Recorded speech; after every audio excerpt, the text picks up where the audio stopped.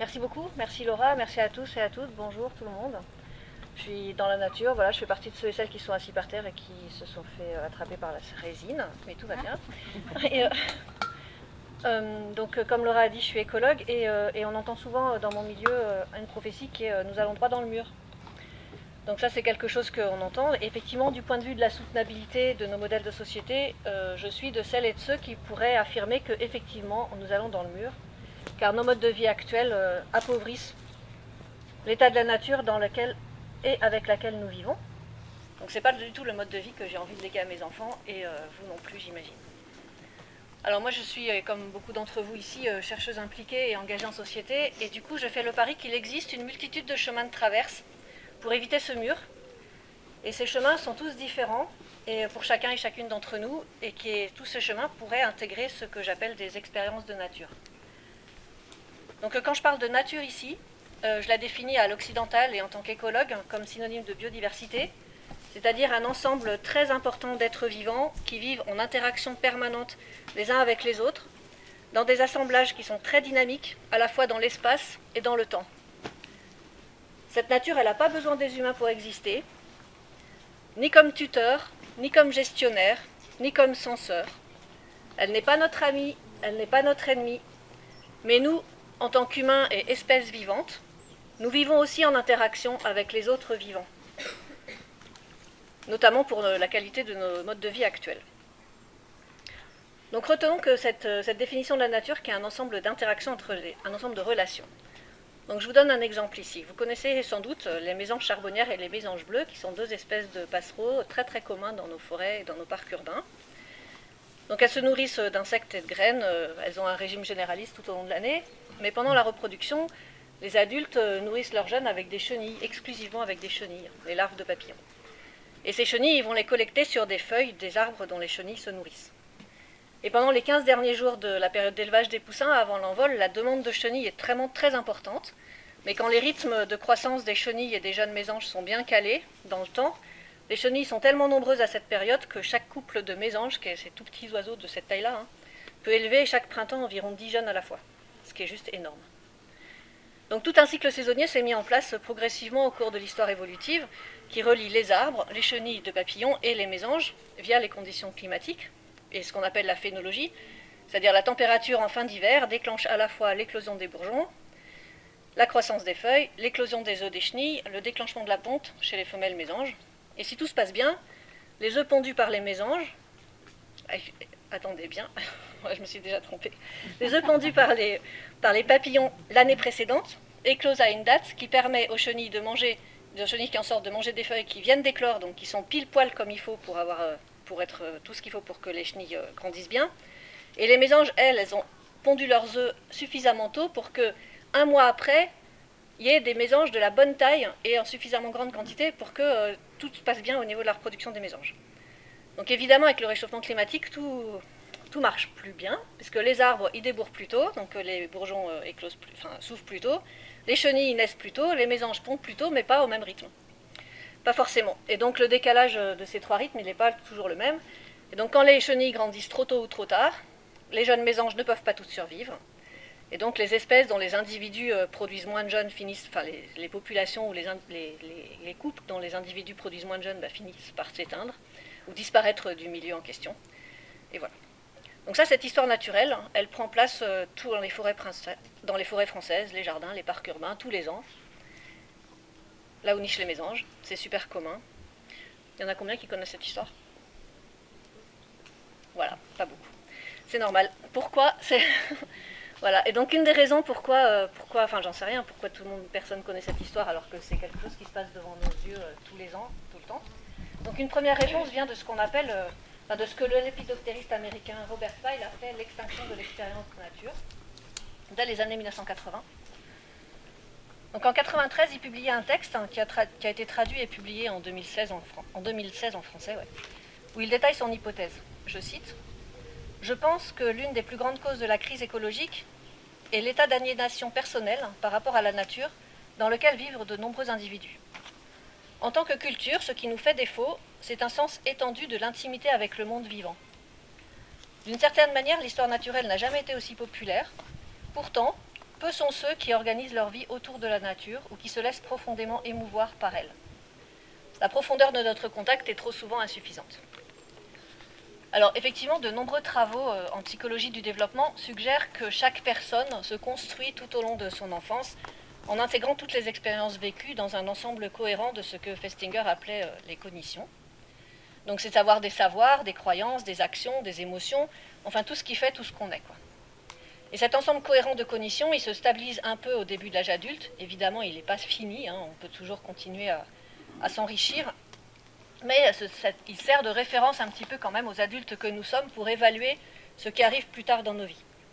Et donc en poursuivant la réflexion de Pyle, l'hypothèse de l'extinction de l'expérience postule que les modifications des modes de vie dans nos sociétés modernes, à la fois par l'urbanisation, mais aussi la disparition des terrains vagues, d'autres espaces de nature, mais aussi la diminution de l'attrait pour ces espaces, donc toutes ces modifications ont pour conséquence de diminuer la place de la nature et des expériences vécues avec elle dans les socles de référence des générations successives d'adultes.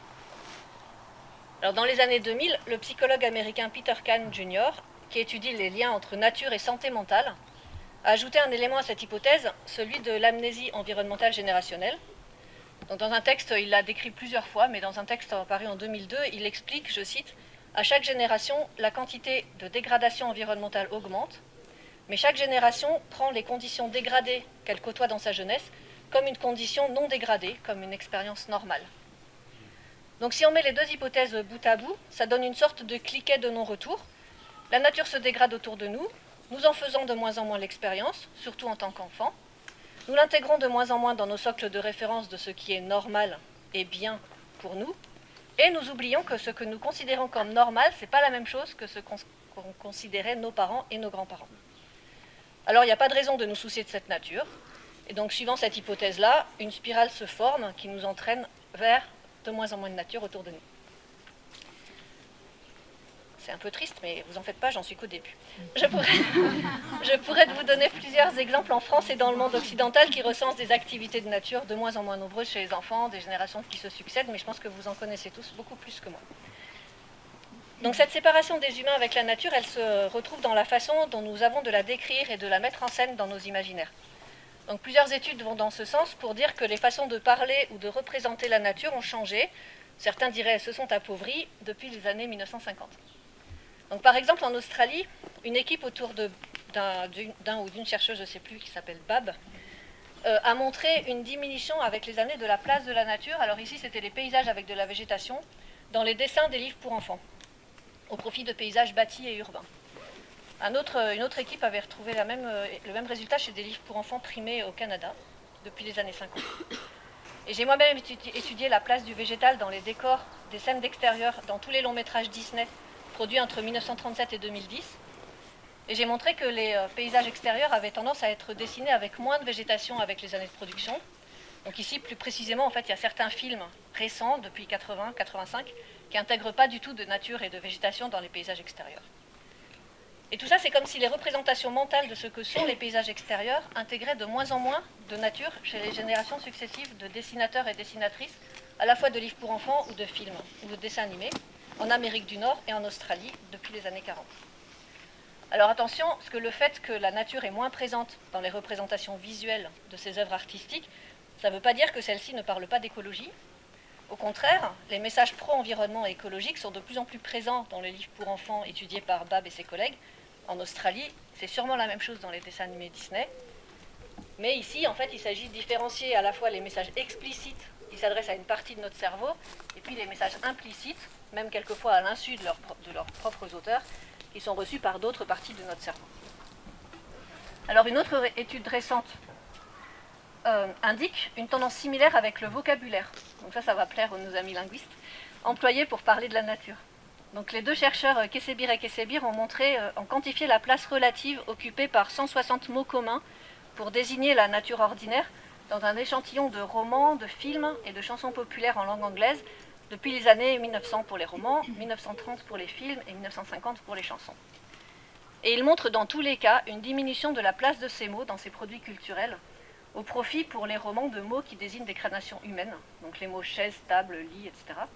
Donc ici, quand il parle de mots de la nature ordinaire, il parle de noms aussi courants que des noms d'arbres. Donc ici en anglais, dans le contexte anglais-américain, magnolia, noisetier, séquoia. Des noms de fleurs, anémone, rose, tournesol, thym, etc. Des noms d'oiseaux, avocette, héron, pique, fauvette. Des mots génériques de nature comme oiseau, fleurs, arc-en-ciel, tempête. Donc j'ai pas souvenir, j'ai pas connaissance d'études en français, mais peut-être qu'on pourrait faire la même chose. Voilà, je vous lance une perche, ça pourrait être la même chose. Et puis d'ailleurs, on pourrait prendre un petit peu garde à ce qu'on est capable de décrire comme nature autour de nous. Vous savez, cet arbre-là que Laura a décrit comme un arbre, je suis infoutue de dire ce que c'est et c'est la honte, mais ce serait quand même bien de connaître le nom de cette espèce. Ouais. Est-ce que quelqu'un sait? C'est un châtaignier, voilà. Eh bien la prochaine fois tu diras châtaignier. et donc en ville par exemple, est-ce qu'on est toujours entouré de corneilles, de merles, d'étourneaux, de rouge-gorge, de mésanges bleus, de mésanges charbonnières, de pigeons bisettes, de pigeons ramiers, de goélands, de moitrieuses? Ou alors est-ce qu'on est souvent entouré d'oiseaux plus ou moins gros, plus ou moins gênants, plus ou moins noirs? Voilà, donc toutes ces espèces elles existent à Paris, hein. Voilà. Elles n'ont pas encore disparu. Donc après vous me direz c'est peut-être pas grave de ne pas avoir conscience de toutes les espèces qui nous entourent et de leurs histoires naturelles, du coup de ne pas en tenir compte dans nos modes de vie. Une autre question, on pourrait peut-être collectivement nous libérer enfin de cette nature qui nous enduit quand même. C'est d'ailleurs un des objectifs du directeur de l'usine de conditionnement des bébés dans le meilleur des mondes de Aldous Huxley, donc écrit en 1931. Donc son directeur, il est très fier d'expliquer aux étudiants qui visitent son usine comment il conditionne les enfants à détester la nature. Donc je cite, le directeur, il dit « Ils grandiront avec ce que les psychologues appelaient une haine instinctive des livres et des fleurs, des réflexes inaltérablement conditionnés. Ils seront à l'abri des livres et de la botanique pendant toute leur vie. » Et à une des questions des étudiants, il dit si on fait en sorte que les enfants se mettent à hurler à la vue d'une rose, c'est pour des raisons de haute politique économique. Les primes verts et les paysages ont un défaut grave, ils sont gratuits. L'amour de la nature ne fournit de travail à nulle usine. » Voilà, c'était en 1931. Alors maintenant en 2019, l'IPBES. L'IPBES c'est quoi? International Platform for Biodiversity and Ecosystem Services. C'est le GIEC de la biodiversité. Il existe depuis une dizaine d'années, personne ne le connaît, mais pourtant il existe et il fait des choses vraiment très bien. Donc c'est un rassemblement d'experts internationaux qui travaillent sur l'état de la biodiversité et des services écosystémiques dans le monde. Et en 2019, donc, ils ont fait un premier rapport sur l'état global de la biodiversité et des services écosystémiques, et ils affirment qu'aucun des objectifs de soutenabilité adoptés par les Nations Unies en 2030, donc les fameux objectifs de développement durable, ou pour 2050, qui s'appelle « Vivre en harmonie avec la nature », donc aucun de ces objectifs ne sera atteint sans, je cite, « des changements transformateurs profonds de nos modèles économiques, sociaux, politiques et technologiques ». Je continue la citation. « Cela inclut des transformations individuelles et collectives de nos modes de pensée, de nos valeurs, de nos relations aux autres et à la nature. » Fin de citation. Donc ce rapport insiste, la nécessité des changements transformateurs a été repris par un rapport conjoint entre le GIEC et l'IPBES en 2021. Donc actuellement, le mot changement transformateur est devenu un concept qui commence à prendre de la valeur dans les collectifs internationaux scientifiques de protection de l'environnement. Donc ce rapport insiste sur le fait que pour mettre en œuvre ces changements transformateurs, il nous faut agir ensemble, en intersectoriel et par des coopérations entre acteurs qui n'ont pas l'habitude de travailler ensemble. Je reprends les mots de Joël sur l'interdisciplinarité. Mais surtout, il s'agit de réfléchir à nos visions de ce qu'est une bonne qualité de vie, ou une bonne vie, aux valeurs que nous portons, pour décider comment remettre la nature et la biodiversité au cœur de celle-ci. Donc pendant ces 4 jours, nous allons discuter et vivre des expériences de nature, des façons variées de nous connecter avec ce vivant non humain et de proposer à des enfants de le faire. Ce n'est pas uniquement pour nous faire plaisir ou pour notre bien-être, ce n'est pas non plus uniquement pour améliorer la qualité de vie et d'apprentissage des enfants, mais je pense et j'espère qu'il s'agit aussi d'ouvrir des voies pour des changements transformateurs profonds de nos modèles de société vers plus de soutenabilité entre les vivants, qu'ils soient humains et non humains. Donc une première idée pourrait être tout simplement, et je pense que vous le faites évidemment tous et toutes, de regarder et de copier ce que font les enfants. Parce que les enfants, ils vivent en effet spontanément des expériences de nature, ils s'amusent, ils jouent, ils inventent des mondes dès qu'on leur laisse la possibilité. Donc en 2007, la chercheuse Marie-Laure Ryan, j'ai fait une biblio après qu'il faudra que je t'envoie. Ouais. Donc caractérise le jeu comme une activité facultative dans un autre espace-temps par rapport à nos environnements de la vie courante. Et ce jeu, il n'a pas de conséquences durables pour le ou les joueurs. Donc en anglais, il y a 2 mots pour dire jeu, vous savez, il y a play et game. Et donc le jeu play peut être le jeu libre en fait. Et donc celui-là, il est là, dans ce jeu libre, hein, les joueurs, ils inventent au fur et à mesure les règles qu'ils font, et le monde de ce jeu-là, il est par définition imaginaire. Donc ici, je ne sais pas où on pourrait être ici, mais chacun peut être dans un endroit différent en fonction de comment il joue. Et ce qui est intéressant, c'est que la seule menace de ce jeu, c'est l'irruption du monde courant dans cet espace-temps. Et par exemple, l'intervention d'adultes pour appeler au bain ou à table. Ça, c'est le parent. Et donc, jouer et imaginer des mondes sans autre objectif que prendre du plaisir, la plupart des jeunes enfants le font encore spontanément, sans avoir l'impression de perdre leur temps. Mais ils sont sans doute un peu trop souvent bridés dans leurs élans par nous, les adultes, souvent pour des bonnes raisons, hein, mais des raisons d'adultes. C'est pas sérieux, c'est salissant, c'est dangereux, ça va te faire mal, etc. Voilà, par exemple, dans un centre de loisirs américain, Copeland et ses collègues ont montré en 2012 que si les enfants n'allaient pas tellement dehors, c'est surtout car les adultes accompagnants n'aimaient pas ça. Donc elles avaient froid, j'étais elles parce que c'était souvent des accompagnantes, ça prenait du temps d'habiller et de déshabiller les enfants, etc., etc., alors même qu'elles connaissaient très bien les effets, les bienfaits de jouer dehors pour les enfants, notamment en termes d'obésité, ce qui était le thème de l'étude des chercheuses en question. Donc une autre raison souvent évoquée pour ne pas laisser les enfants s'amuser dehors, c'est qu'ils et elles n'apprennent rien. Alors, je ne sais pas si vous connaissez l'Ecotopia. C'est un pays qui est composé de 3 États à l'ouest des États-Unis, la Californie, l'Oregon et l'État de Washington, qui ont décidé de faire sécession avec les États-Unis dans les années 70 et qui ont développé une république écologique, Ecotopia. Et le journaliste américain William Weston est le premier autorisé à venir découvrir ce pays 20 ans après la sécession. Et il écrit des articles pour son journal, le Washington Post. Et voilà un extrait de ces articles intitulé « Les surprises de l'éducation écotopienne ». Donc il dit « Les écoles écotopiennes ressemblent plus à des fermes qu'à autre chose. Un enseignant écotopien à qui je faisais cette remarque m'a répondu « Eh bien, c'est parce que nous sommes définitivement passés à l'ère de la biologie. Votre système scolaire est toujours dominé par la physique. Voilà pourquoi il y règne une atmosphère de prison. Comment voulez-vous que quoi que ce soit s'y développe ?» Alors le journaliste continue, même en l'absence d'un programme d'études précis, les élèves apprennent bel et bien à lire, à écrire, à calculer, mais ils ont tendance à faire leurs apprentissages dans des contextes très concrets. Ils acquièrent également beaucoup de connaissances et de compétences en dehors du cursus classique. Tout jeune de 10 ans, je l'ai observé, sait construire un abri, cultiver des légumes, chasser pour se nourrir, confectionner des vêtements simples. Il connaît des centaines de plantes et les mœurs d'autant d'animaux. Alors vous avez compris que ce pays est un pays fictif, et que le journaliste fictif William Weston décrit en 1975, finalement en 1975, dans le livre de Ernest Callenbach, Ecotopia. C'est en partie expérimenté depuis quelques années dans les dites écoles en forêt, dont on va beaucoup parler pendant ces 4 jours, notamment en Grande-Bretagne. Donc je dis en Grande-Bretagne parce que j'ai trouvé un article en 2019 qui s'intéresse à ce qui se passe en Grande-Bretagne. Et donc Janine Coates et Elena Pimlott-Wilson, elles ont questionné une trentaine d'enfants de 2 écoles primaires anglaises qui pratiquent ces fameuses écoles en forêt, où là les enfants passent au moins une demi-journée par semaine dans un espace de nature sécurisé et y pratiquent des jeux libres en interaction avec la nature. Les enfants interrogés par les chercheuses ont confirmé que ces sorties leur permettaient de jouer, mais aussi d'apprendre à utiliser des outils, à faire des choses de leurs mains et de leur corps, à prendre confiance en eux, à résoudre des problèmes, etc. Ils ont aussi beaucoup parlé d'une sensation de liberté retrouvée. Mais ce qui m'a beaucoup interpellée dans cette étude, ce sont les différences que les enfants faisaient ou non entre jeu libre et apprentissage. Alors que les plus jeunes, 4-5 ans, l'équivalent du cycle 1, faisaient directement le lien, les enfants de 8-9 ans dissociaient le temps en classe dédié aux apprentissages et celui passé dehors dédié au jeu. Comme si les enfants de 8 ans avaient déjà bien intégré les normes sociales de nos sociétés modernes. On joue pour se faire plaisir dans des moments de loisirs, mais à l'école ou dans les moments sérieux, on apprend sans jouer. Et c'est déjà 8 ans, hein, c'est quand même pas très vieux. Donc, mais alors du coup, s'il faut apprendre pour la nature, qu'est-ce qu'on apprend dans la nature? Donc je refais un petit peu de biblio ailleurs qu'en France. Les chercheurs Douglas Medin et Megan Bank, qui sont 2 chercheurs américains américains, européens et américains natifs, voilà, ont travaillé avec des enfants euro-américains et des enfants de la communauté américaine native des Mémominés dans l'état de Wisconsin.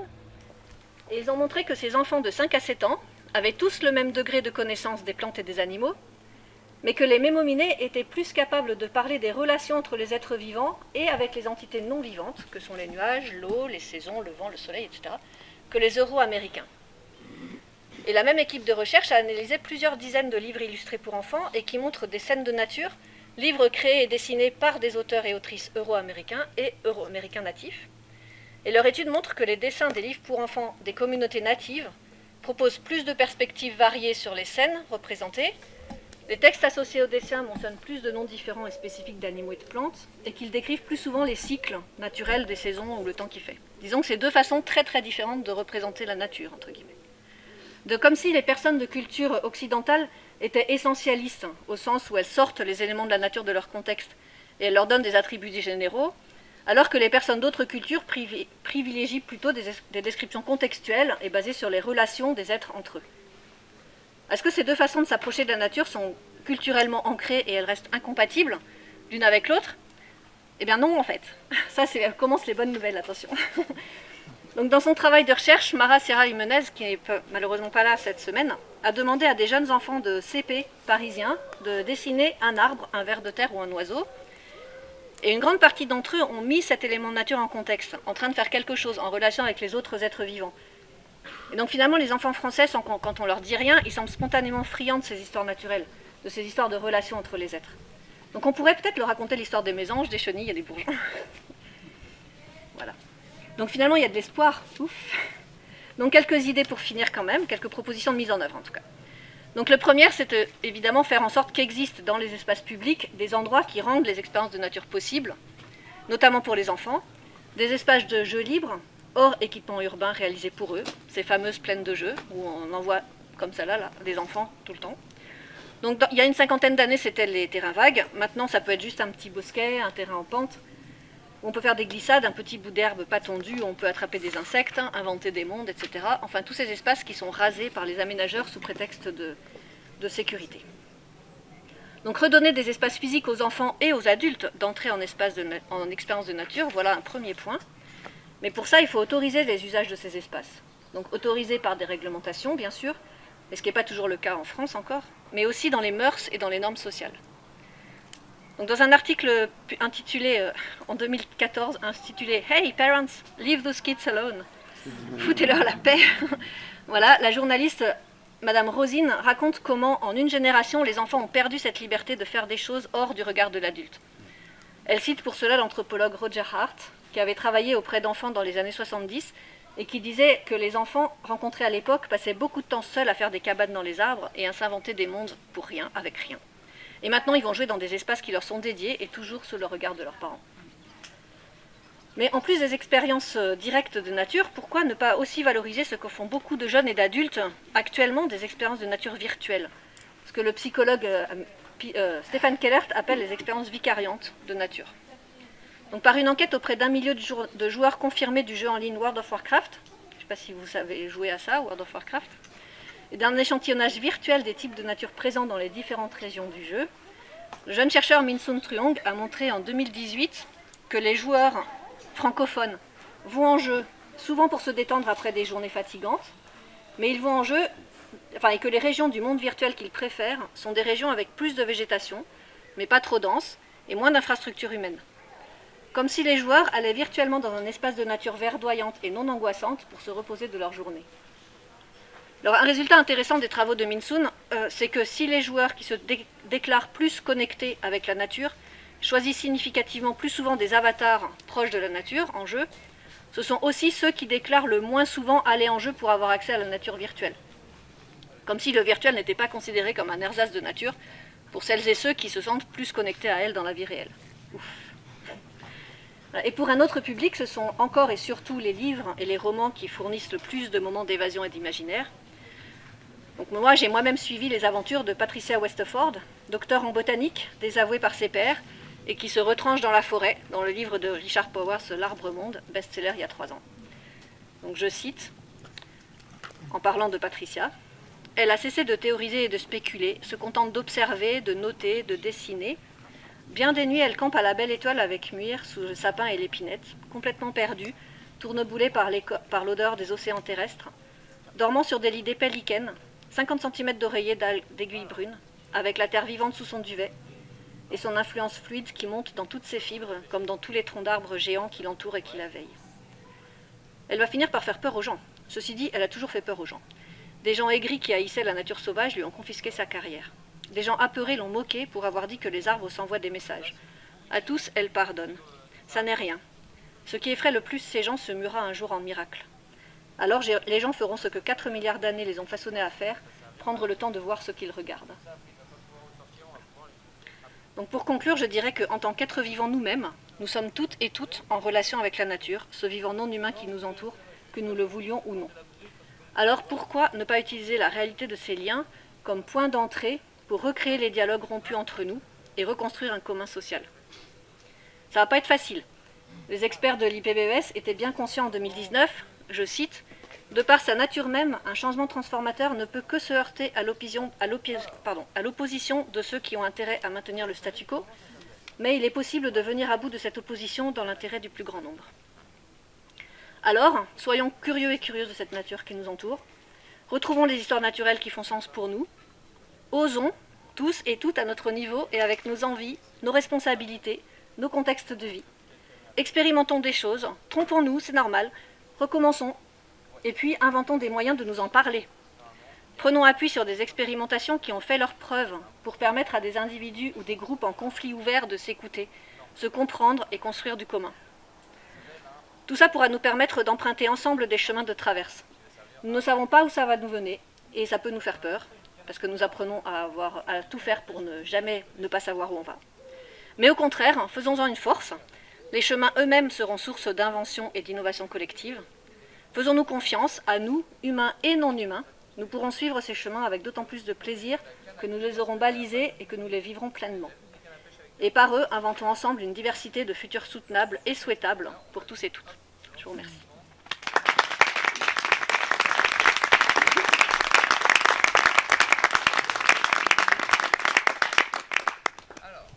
Merci Anne-Caroline. On a, merci Chapelier, on a largement le temps de l'échange. Donc on vous propose une petite session de questions du public. N'hésitez surtout pas. On n'a pas de deuxième micro.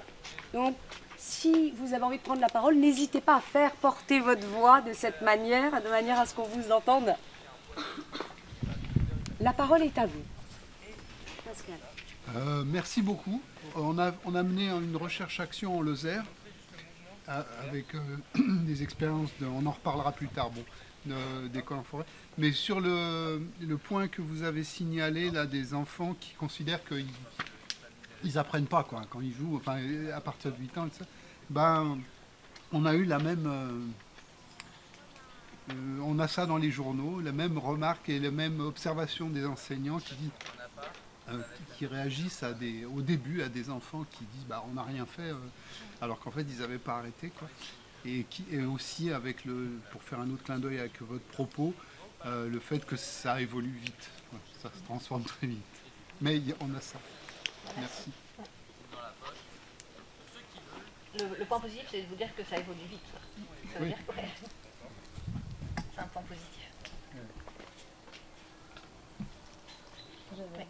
Et je me demandais, pourriez-vous reparler de l'idée que dans la culture occidentale, on aurait une relation essentialiste, et dans la culture autochtone, vous parliez d'une relation plutôt...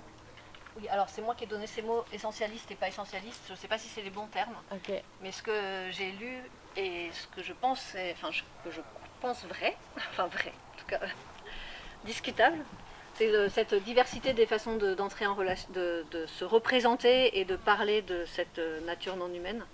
Donc là j'ai cité un article, mais il y a d'autres articles qui ont fait ça, qui ont travaillé sur à peu près les mêmes questions en comparant ce que font les étudiants, tous aux États-Unis, mais des étudiants américains, des étudiants d'origine asiatique, japonais, coréen. Et c'est un peu la même chose en gros, ça veut dire que pour les occidentaux, Europe du Nord, États-Unis, quand on fait décrire une image de nature, les gens vont décrire en disant il y a tant d'individus de tel truc, tant de ça, etc. Alors que les gens d'autres cultures vont plus décrire l'image en elle-même, c'est-à-dire il y a machin qui est en train de jouer avec truc, ici on voit la saison, il y a des nuages qui vont, c'est le soir, c'est le matin. Voilà, donc c'est la façon de décrire est beaucoup plus contextualisante dans d'autres cultures que la culture occidentale. Et la place de l'humain est aussi assez intéressante, j'en ai pas parlé, mais dans ces deux types d'articles, on voit que la façon de mettre l'humain en perspective dans le non-humain ou dans la nature non humaine, chez les Américains natifs, quand ils font même les dessins pour enfants les dessins des livres pour enfants sont des dessins avec l'horizon très haut. On a l'impression d'être dedans en fait. Et pour les dessins des Japonais aussi. En tout cas, les étudiants japonais, quand on leur demande de dessiner un bout de nature, ils le font avec un horizon très haut, alors que les étudiants américains le font avec un horizon bas. Donc, qui montre une perspective où en fait l'horizon est très haut, on a la perspective d'être à l'intérieur de l'image, alors que quand l'horizon est bas, on n'est pas à l'intérieur de l'image, on le regarde de loin. Et ça me paraît intéressant, ça me paraissait vraiment intéressant parce que ça permet de comprendre aussi comment nous, on se met en scène par rapport au reste du vivant, et on s'en met en scène de façon extérieure. Alors que d'autres, et c'est pas obligatoire de faire ça, c'est ça qui m'a plu en lisant ça, je me dis il y a d'autres façons de faire, quoi. Et on pourrait essayer de mixer, ça ne veut pas dire qu'il y en a une qui est meilleure que l'autre, mais on pourrait essayer de mixer les différentes façons en fonction des sensibilités de chacun et en fonction des contextes.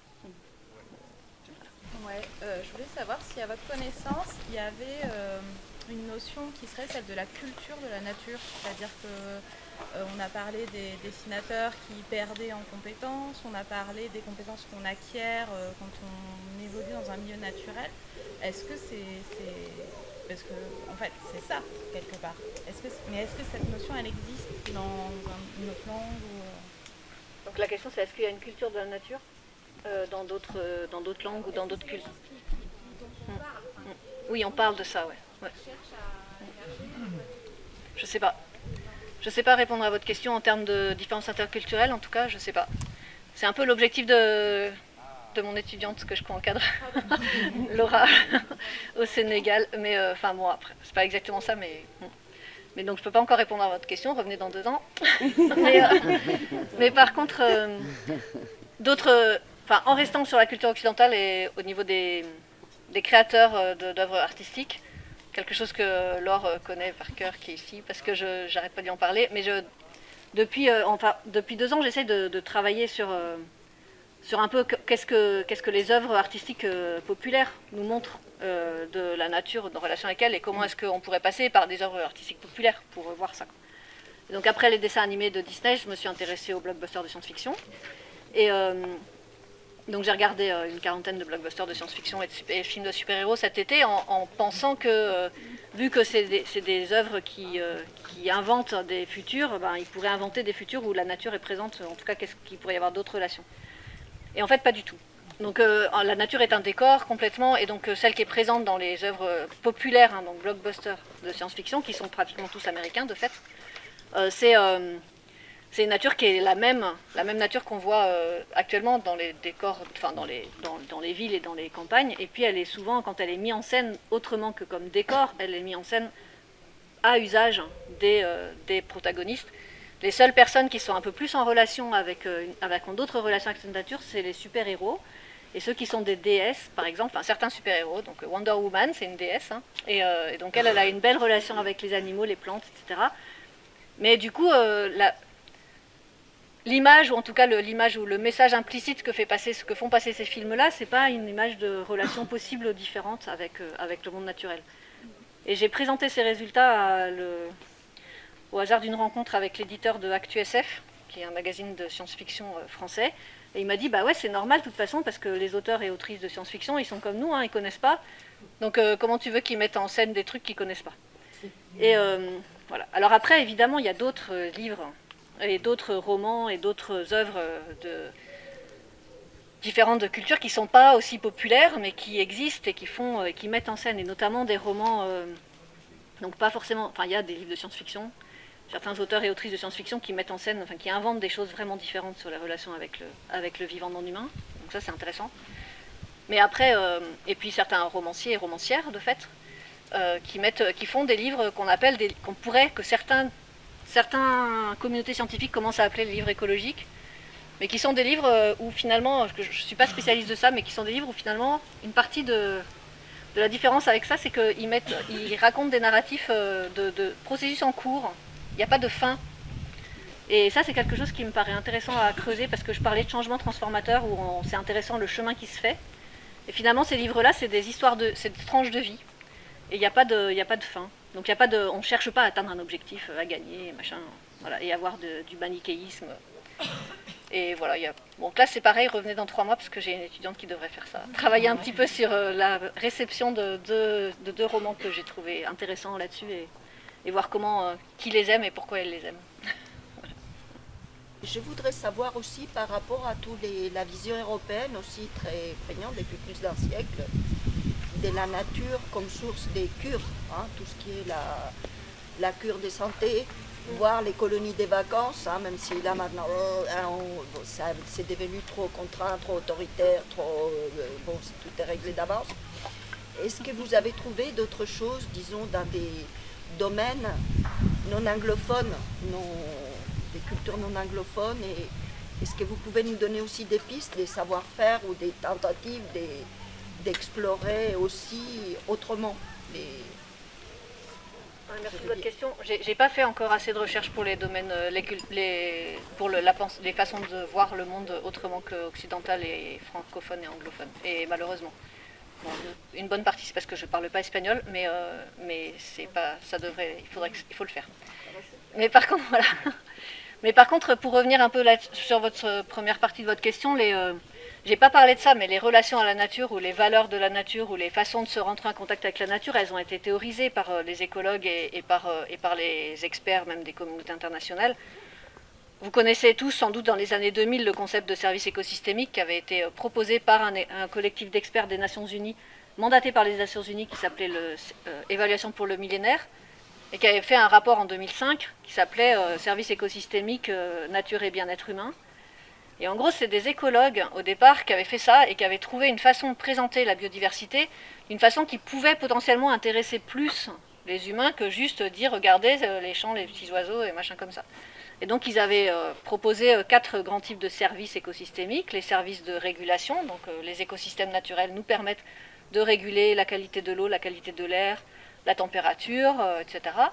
Les services d'approvisionnement, donc c'est parce que c'est grâce aux écosystèmes naturels que nous avons accès à de la nourriture, à du bois, à des vêtements, à de quoi etc. Et puis les services de soutien, qui étaient en fait le fonctionnement des écosystèmes naturels qui leur permettent de fournir les autres services directement en lien avec les humains. Et le troisième catégorie de services directement pour les humains était les services culturels, où ces gens-là, ces experts, avaient mis tous les autres services. Je trouvais qu'a priori, cette initiative en 2005 était une belle initiative pour essayer de faire parler, et ça avait marché, on avait commencé à parler de la biodiversité. Mais les écologues n'en ont rien fait de plus, et ce concept a été assez vite repris par des économistes, et notamment par, je suis d'accord, j'aime beaucoup ce que font beaucoup d'économistes, mais par notamment certains économistes qui ont marchandisé et qui ont monétarisé du coup ces services. Donc ça a été, de notre point de vue d'écologue, ça a été dévoyé. Sauf qu'on en a quand même parlé de la nature. Donc actuellement, les services écosystémiques, on en parle, mais dans la communauté scientifique, on parle d'autres choses. Donc l'IPBES a proposé une autre façon de parler des relations entre biodiversité, entre systèmes naturels et systèmes humains, qui s'appelle les contributions de la nature aux humains.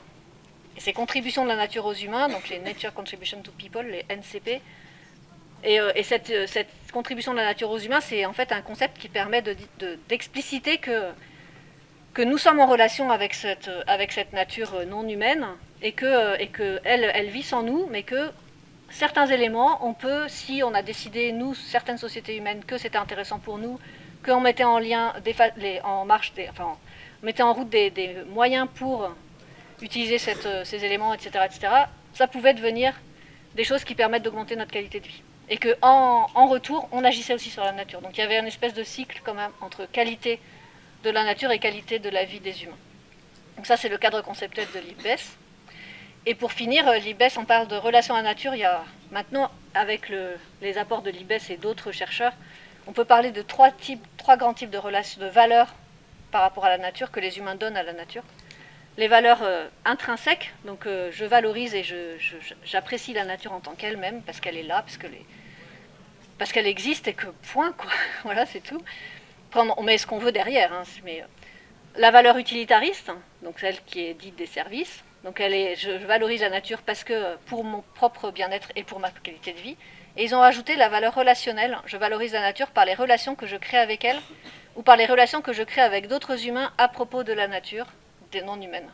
Et ça là me paraît intéressant comme type de valeur à déployer. C'est sur les dernières interactions reliées à celles précédentes sur les cultures autochtones, enfin amérindiennes. Bon, moi je suis pas un spécialiste, je trouve que j'ai vécu beaucoup avec dans des communautés autochtones. Pour répondre, j'aurais tendance à dire non, il n'y a pas l'idée de nature. Oui, mais parce qu'ils n'ont pas l'idée d'être en dehors. Et du coup, bon, c'est un peu maladroit, hein, c'est brouillon.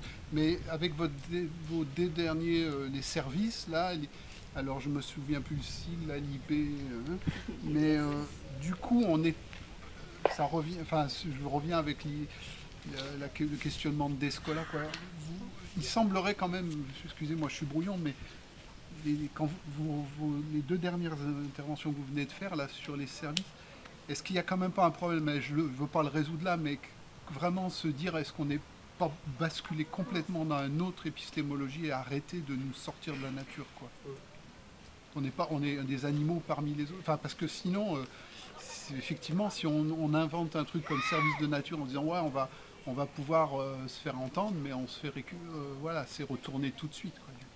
Enfin, je sais pas que c'est la grosse question, hein, pour moi, donc je vous demande très bien. Mais ça me pose tout d'un coup là, ça me frappe. Ouais, c'est intéressant. Et alors, je fais une anecdote, mais en fait, à chaque fois que je fais une conférence de ce type-là à des gens qui sont dans des communautés de gens scientifiques, des sciences humaines et sociales, ils me disent, la première question qui sort, c'est ouais, mais vous parlez des humains, de la nature et pas de la nature, mais en fait, on est dedans, hein, donc vous êtes d'accord ou pas? Voilà. Et donc, je dis, ok. En fait, moi, je suis française et je viens d'une communauté où ça fait plus de 2000 ans qu'on est sorti de la nature. Donc, c'est bien beau de dire, bah ouais, en fait, on est dedans.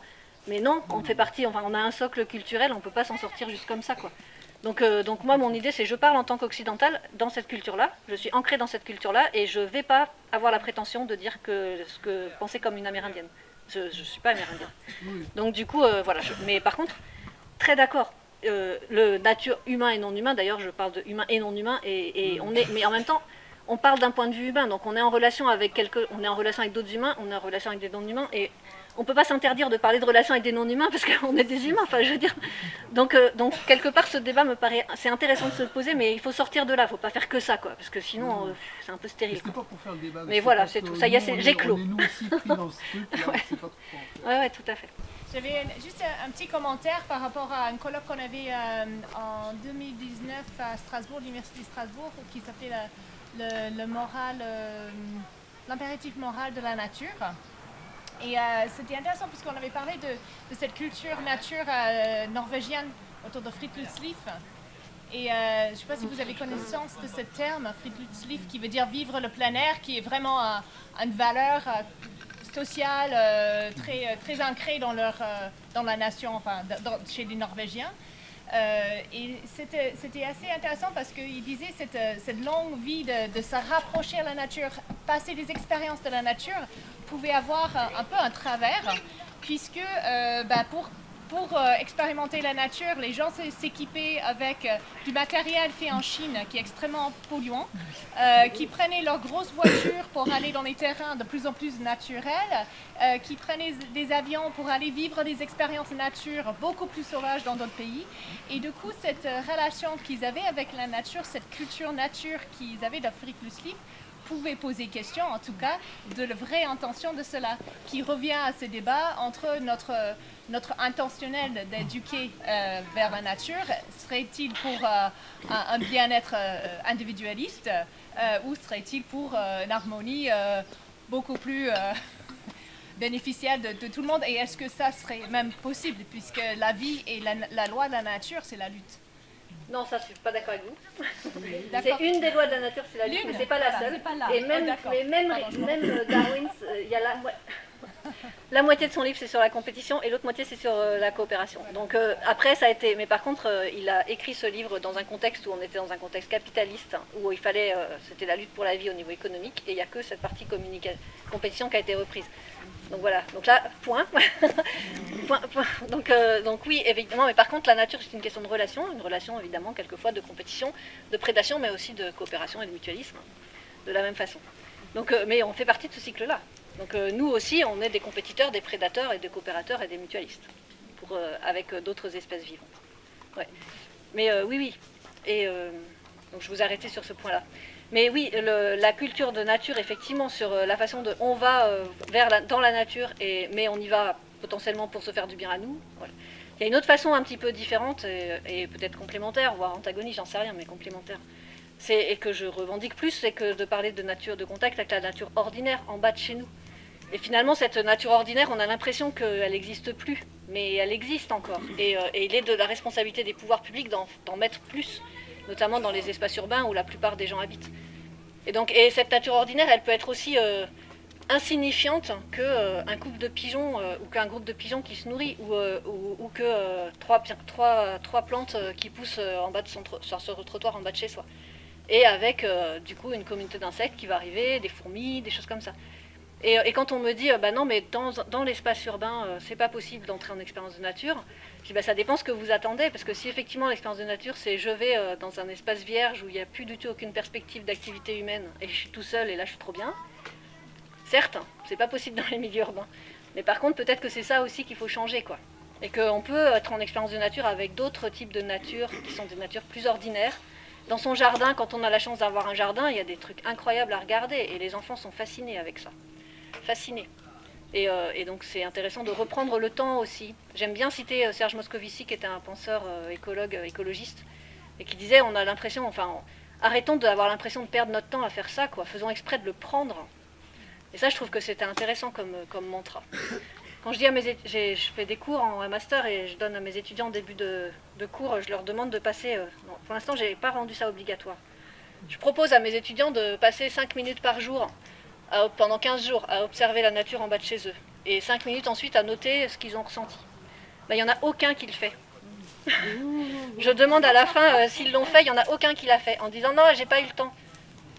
Je dis, j'ai passé 10 minutes, quoi. Je pense que l'année prochaine, je vais être obligatoire. Ça va être noté. Parce qu'il n'y a que ça qui compte pour eux. Voilà. Le dernier sujet abordé, en fait, je fais l'hypothèse que, en fait, on ne cherche pas et on ne trouve pas, ça ne produit pas la même chose selon l'espace de nature dans lequel on est. Ça enlève rien au fait que l'expérience de nature en milieu urbain, si elle peut paraître insignifiante aux yeux de certains, elle est importante. Hein. Mais voilà, je pense que là, il y a aussi des choses à... Qu'est-ce qui fait qu'on est attiré par le sauvage? Et des fois, le sauvage est très anthropisé. Chez nous, en Lozère, souvent, les gens disent ouais, vous avez des paysages sauvages. En fait, c'est hyper anthropisé. Mais bon, voilà, là, il y a aussi un champ de recherche. Et après, je me demandais quel regard vous portiez sur des récits type Avatar et ce que ça peut produire. Voilà. C'est une bonne question. Avatar, c'est le premier blockbuster. Anne-Caroline, oui. Tu peux juste reformuler oui, pardon. sa remarque et puis la première remarque, c'était que les expériences de nature, elles sont différentes en fonction des types de nature représentés. Donc on ne vit pas les mêmes expériences en milieu urbain qu'en milieu type sauvage. Sous remarque, le sauvage, soi-disant, n'est pas forcément sauvage, notamment en Lozère. Les paysages sauvages sont quand même très anthropisés, très plantés, de fait. Les forêts de châtaigniers, tout ça. Et voilà. Et puis la question, c'était qu'est-ce que je pense de Avatar. Donc oui, Avatar, il y a pas mal de gens qui me disent, ça c'est quand même génial, comme relation à la nature, effectivement. Ouais.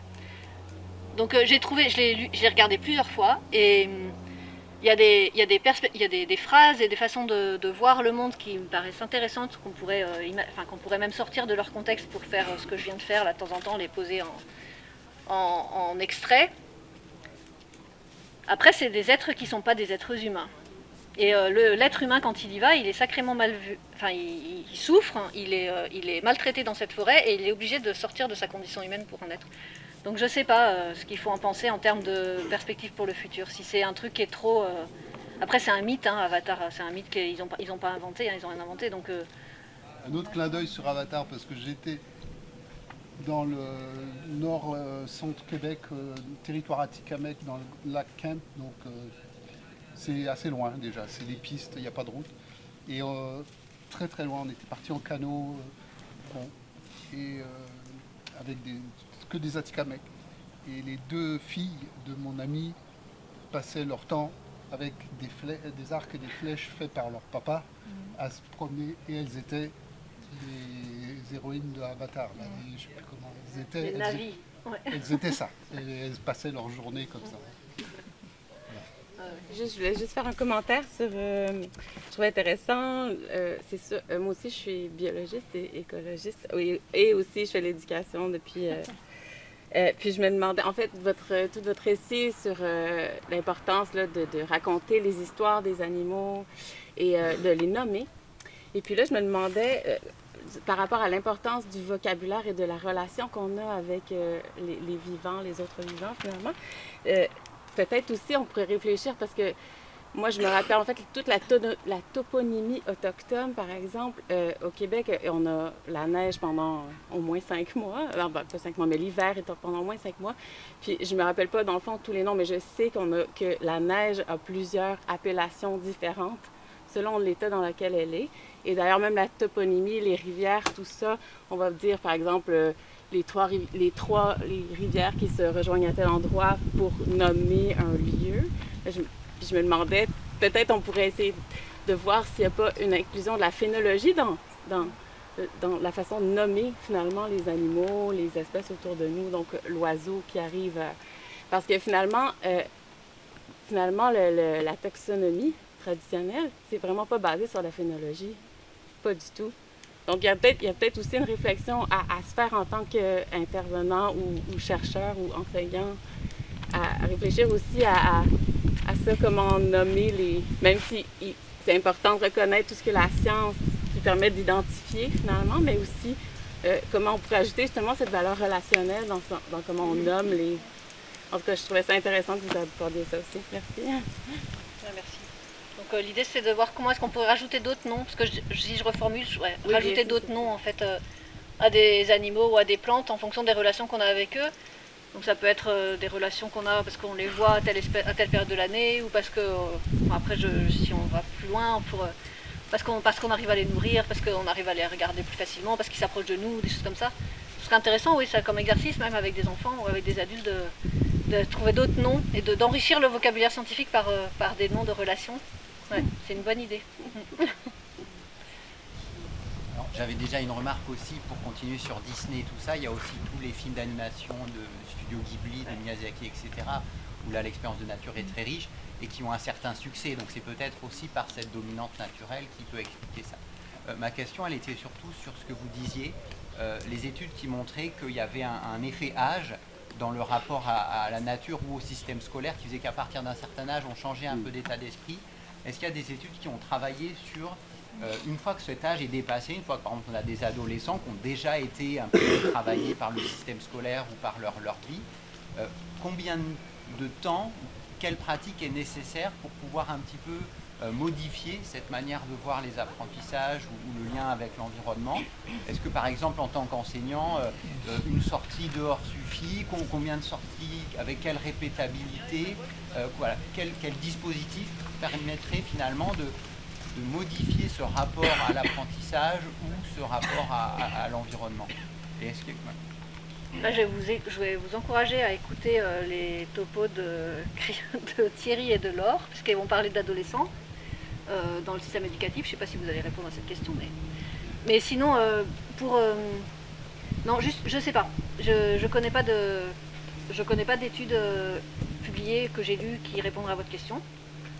J'ai une anecdote, mais c'est quelque chose qui est en cours, donc le travail dans le cadre d'un travail que je fais avec Laure, Thierry puis Mara sur des systèmes notamment avec Mara, dans un projet européen qu'on travaille avec des sciences participatives à l'école, qu'est-ce que ça change en termes d'observatoire de biodiversité. Et les résultats sont encore intuitifs parce que je ne les ai pas analysés, je les ai juste comme ça regardés. Mais quand on a demandé à des élèves de différents niveaux essayer de capter les représentations sociales de ce que c'était que différents animaux, les animaux qu'ils avaient regardés et étudiés en sciences participatives, observés en observatoire. Notamment, il fallait qu'ils listent des mots, 5 mots, quand on leur donnait le mot inducteur vers de terre, par exemple, quand ils avaient observé les vers de terre pendant leur année, ou oiseaux. J'ai l'impression que les jeunes, donc primaire et 6e, en fin d'année, ils mettent des mots d'espèces qui sont beaucoup plus précis, genre vers anécique, épigée, etc. Parce qu'au début d'année, ils font pas ça. Et j'ai l'impression que les oiseaux, pareil, ils mettent des noms d'espèces. Et j'ai l'impression que les secondes changent pas. Mais c'est une impression. Donc voilà, vous oubliez ça tout de suite avant que ce soit finalisé. Mais il y aurait peut-être une idée de différence entre les âges quoi là-dessus. Ouais. J'avais juste une question par rapport à ce qui se passe concrètement, par exemple dans l'éducation nationale. Est-ce qu'il y a des initiatives qui ont été lancées récemment, qui sont intéressantes et qui pourraient déclencher ce changement dont on parle? Alors je crois, moi j'étais très négative jusqu'à ce que je me fasse rappeler à l'ordre par Moïna Fauché de la Vigne, et notamment son collègue qui est là, je crois. Je ne sais plus où il est, mais je crois que je l'ai. Oui, voilà. Et depuis, donc je parle sous son couvert, mais depuis 3-4 ans, ça commence à bouger. Et notamment grâce à ce que vous faites tous, et puis au collectif Classe Dehors, et qui, d'abord tous dehors et ensuite Classe Dehors. Et là, il commence à y avoir des formations d'enseignants, dans des formations par des inspecteurs d'éducation nationale pour les primaires, qui permettent du coup, quand les inspecteurs sont mobilisés pour ça, ils font des formations d'enseignants et du coup ça démultiplie les classes dehors, c'est-à-dire une demi-journée par semaine, hein, on en est là pour l'instant, mais c'est déjà énorme. Et oui, ça commence à bouger, donc on n'a plus le droit de dire que ça bouge pas. Voilà. Et en fait, je me demande s'il ne serait pas plus long de former les adultes et changer les idées qui sont déjà bien installées que juste en fait d'exposer les enfants à la nature et en fait c'est eux l'avenir, la prochaine génération. Et voilà, peut-être qu'il y a aussi ça, on peut s'oublier un peu aussi juste en voyant ce qui se passe quand on met les enfants dans la nature et en les laissant le découvrir tout seul. Oui, alors c'est une bonne idée hein, de dire c'est les générations à venir qui vont nous changer. En fait, ça fait que 50 ans qu'on le dit et ça marche pas. Du coup, moi je suis maintenant du fait qu'on n'a plus le temps de dire que c'est aux jeunes générations. Et puis ensuite, c'est bon sens, c'est de leur donner une charge sur les épaules qui est juste délirante, quoi. Donc faut arrêter. Enfin, moi je pas que ça, quoi. Surtout pas que ça. Ouais. Ouais. Et puis alors après, le fait est que les jeunes adultes de maintenant, vous avez eu de l'éducation à l'environnement hein, quand vous étiez à l'école. Et qu'est-ce que ça a changé? J'en sais rien. Si vous êtes ici, c'est que ça a changé quelque chose, mais dans la majorité des cas, qu'est-ce qui se passe quand on devient ado et qu'on... j'ai l'impression qu'il se passe quelque chose, vous êtes plus spécialiste que moi d'éducation, mais il se passe quelque chose quand on est ado, enfin on retrouve les codes et les règles sociales, et puis basta, quoi. Tout ce qu'on a appris petit... Enfin, j'en sais rien. En tout cas, je suis assez pessimiste sur le fait... Enfin, quand on dit si, mais il faut éduquer les jeunes et après, c'est la génération d'après, ils vont nous sauver. Non, ça fait 50 ans qu'on le fait et les générations se sont déjà succédées. Et puis ça suffit pas, c'est trop... Je trouve que éthiquement, c'est pas bon, quoi. Enfin, ça me convient pas personnellement. Merci beaucoup, Anne-Caroline. Merci à vous. S'il y a d'autres questions, on va poursuivre les échanges. Je propose qu'on applaudisse bien.